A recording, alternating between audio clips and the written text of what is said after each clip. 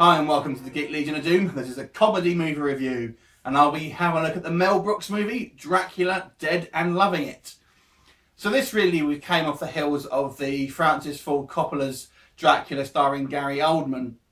But it surprisingly follows the Dracula story to quite an accurate level, I have to say, which was I was surprised about when I sort of first saw this film.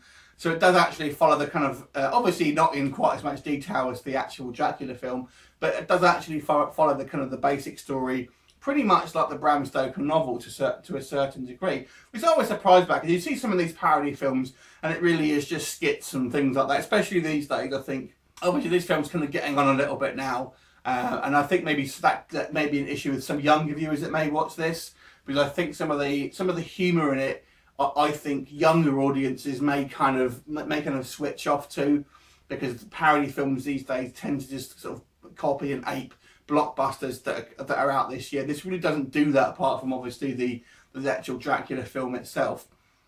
Nonetheless, I have to say, in regards to the humour of this film, I actually thought this pretty much nailed the majority of the jokes, which I think is, you know, this is one of Mel Brooks' better works, in my opinion. Now, arguably, you could say it's not going to be as good as, obviously, things like Blazing Saddles and stuff like that in its heyday. But I'd certainly say this is probably one of his better films. Obviously, you got Leslie Nielsen here doing his kind of Naked Gun version of Dracula. And I've got to say, he was pretty funny. And he made a pretty decent Dracula, to be honest with you. And there are some kind of moments when it's not exactly scary, but it's kind of, you know, you have that kind of that gothic ambience, and it does look suitably sort of grubby and grimy and things like that. So I kind of appreciated that.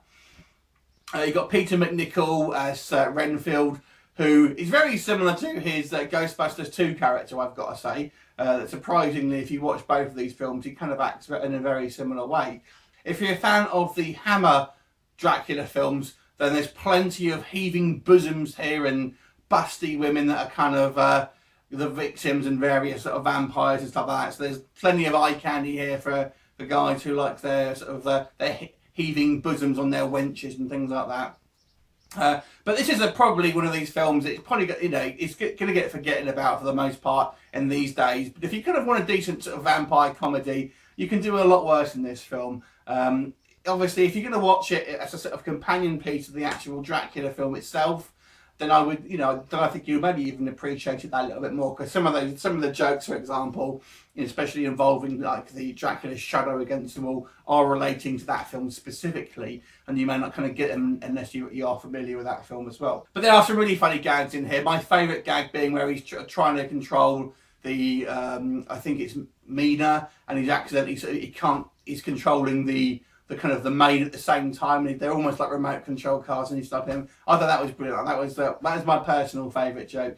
Anyway, I'm going to give this film a 7.5 out of 10. I think it's a decent comedy. You're going to get more from it, obviously, if you're familiar with Dracula, and obviously specifically the Dracula film, or the Gary Oldman Dracula film at least. Anyway, so 7.5 out of 10 for me. I really enjoyed it. Go check it out if you've not seen it. Leave me a comment, and I look forward to seeing you soon. Bye for now.